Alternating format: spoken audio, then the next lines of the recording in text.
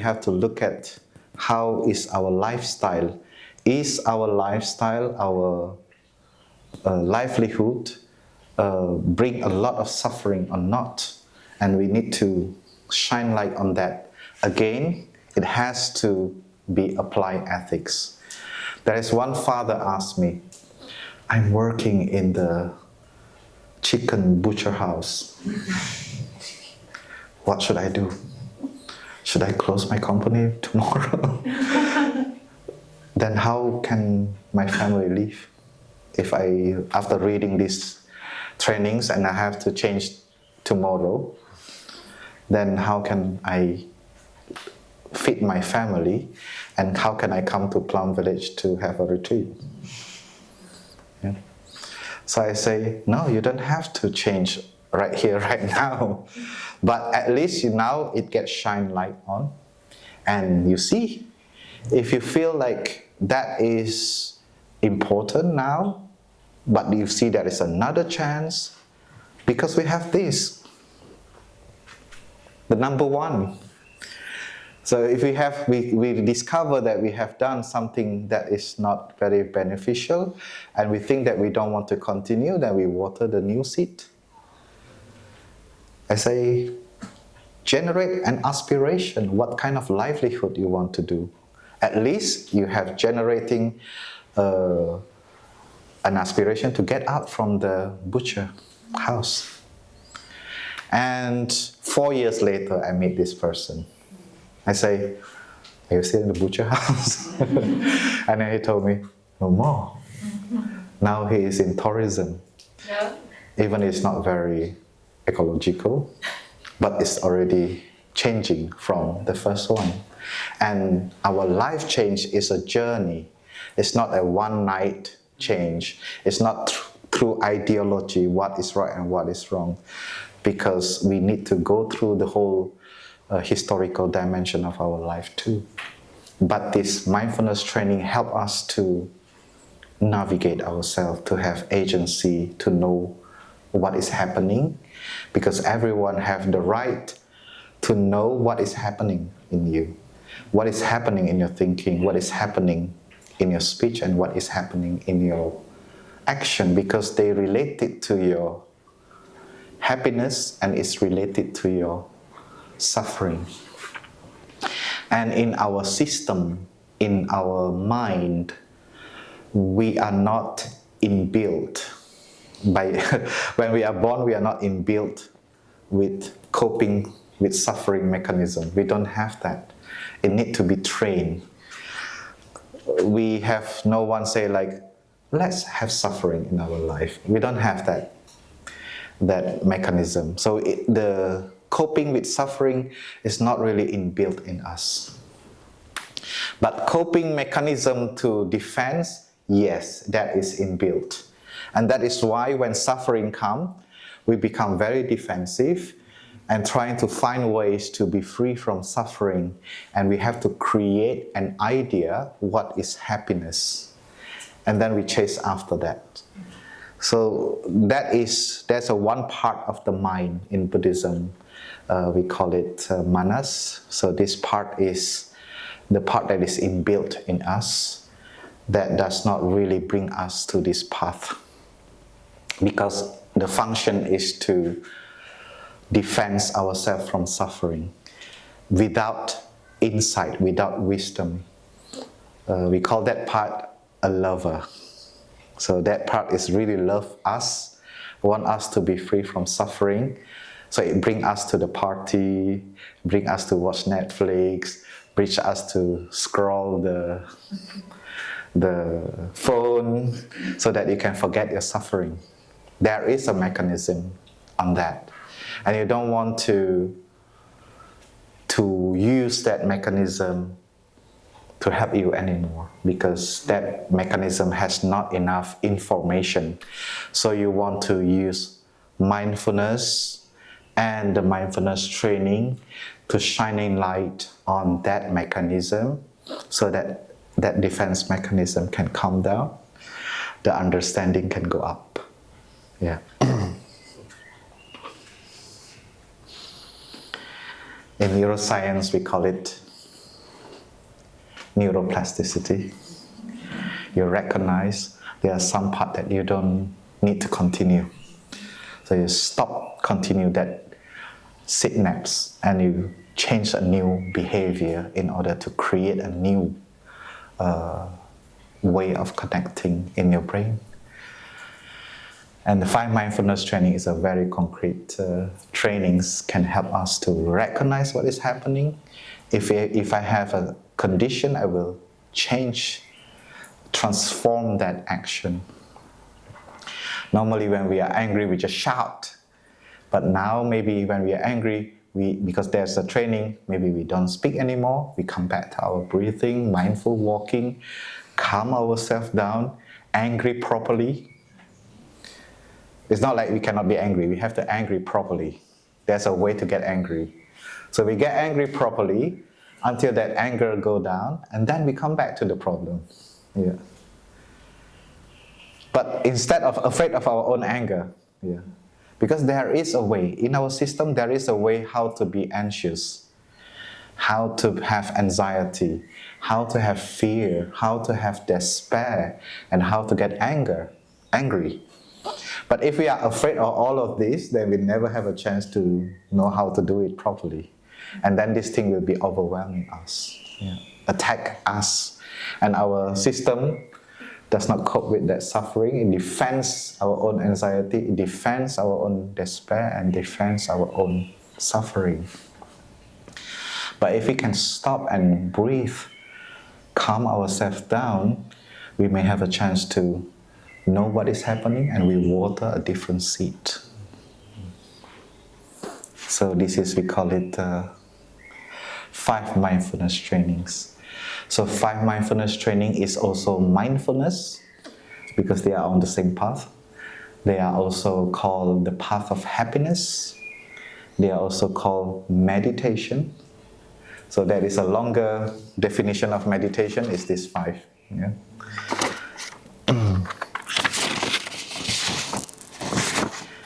And in this 5 mindfulness training, I just share with some of people here. I said there's one day I dream. At the beginning of my path, I dreamed that I was so hungry, and I go to a restaurant and I open the lid and I saw my favorite food, fish, the same like my mom. And I was so like, oh, this is so nice. And I'm about to eat, and I remember that I'm vegetarian in my dream. Yeah. Or as a monk, we have a trainings that a monk should not touch another people's body with sexual desire. And sometimes we have this period where we have a lot of sexual energy, and it come out as a dream. And sometimes I'm in the scene. I find myself in a scene, about to kiss someone. And at that moment, I'm like, I'm a monk. I should not do this.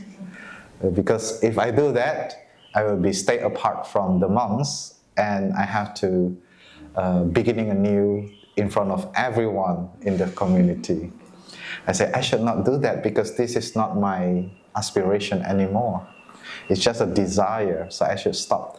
So it can go so deep in the consciousness when we train ourselves on the trainings. So the 5 mindfulness training is also the same.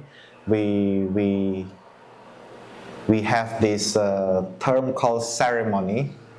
We call it a ceremony of the 5 mindfulness trainings, which we move forward. We see this training is good, and we see we need it, and we want to move forward, and we want to plan that 5 mindfulness training deep into our store consciousness. Until you dream, you still know that you have mindfulness training.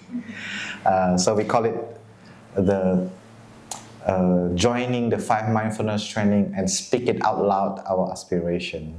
Yeah.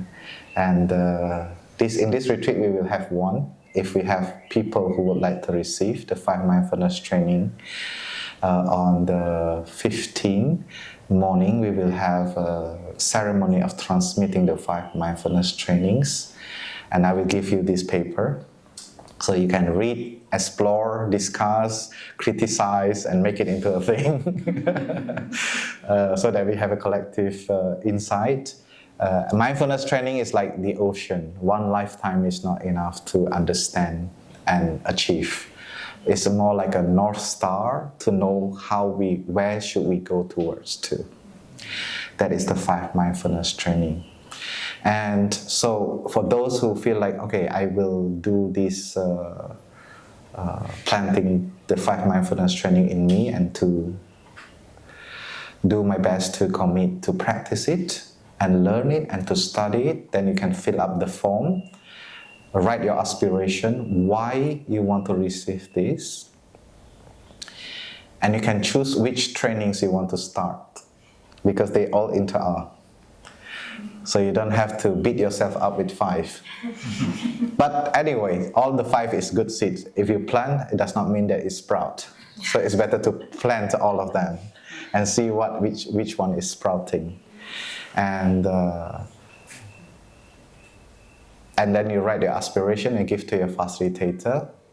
And in the ceremony, we will ask you, this is the first mindfulness training, blah, blah, blah, blah, blah, blah, blah. Do you make the commitment to receive, study, and practice it? And you speak out loud, yes, I do. Yeah, this is something that we do effort to commit to that training so that we can have mindfulness in our action. But that does not guarantee you will have change. Because the path is so long, but that is at least the first step you make. And some people, after the first step, go out from the path. It's also fine. There's no obligation. And I always tell people, when you join the ceremony, you are not part of any cult. You are free as you are. Yeah.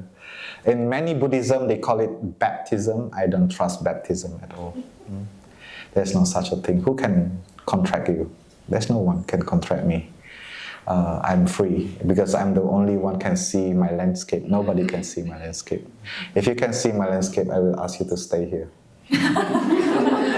To do it for me, I don't need to do it for myself. So that is very important. So that is for us, we are not devoted to anyone else, even the Buddha, we are not devoted to the Buddha. And these trainings, you even cannot devote to these trainings because it changes every few years. Depends on the suffering of the world. The gender identity and sexual orientation, it was just being added in recent year because there is that need. And climate change, we put it in 2010. So it continued to develop, so you cannot even be dogmatic about it. Yeah? But it's good for us to start our step to have this human collective revolution consciousness, because we do need to have a revolution of consciousness. If we want to change the world, we have to change the way we think. I don't know what does it mean, but that is very beautiful to say. And this is how we look at our consciousness and how we think, how we speak, and how we act. And everyone can start their own journey in different pace, different speed. We are not going to success or not successful. It's about mindfulness, about being there in the present moment. And many of us, when we read these trainings, we feel like this best friend is coming. The best friend called guilty. Yeah.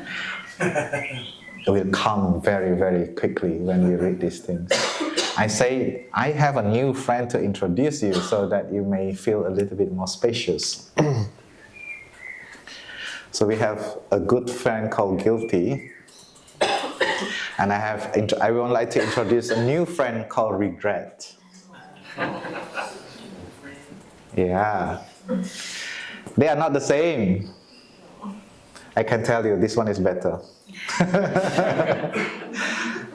Regret, we practice regret. As monastic, we also practice regret. I do something that is not very wholesome, that does not contribute to water the good seed, but I have to do it because that condition make me have to do it. And I have to feel that this action is really not beneficial for me, but I have no choice in the present moment. Whether I'm overwhelmed by my desire, by my ignorance, by my hatred, then I commit an action that does not go along with this. Instead of do not water the non-beneficial seed, I become water the non-beneficial seed. But we don't need to feel guilty. It's good enough to feel regret. In Buddhist psychology, regret is not wholesome, it's not unwholesome, it's indeterminate. So it is indeterminate mind. Only when it crosses to guilty, then it becomes unwholesome. Because your life becomes burden of that action. That action becomes your burden behind you. But regret also can cross to aspiration. And guilty also, we can cross it to aspiration, but regret is closer.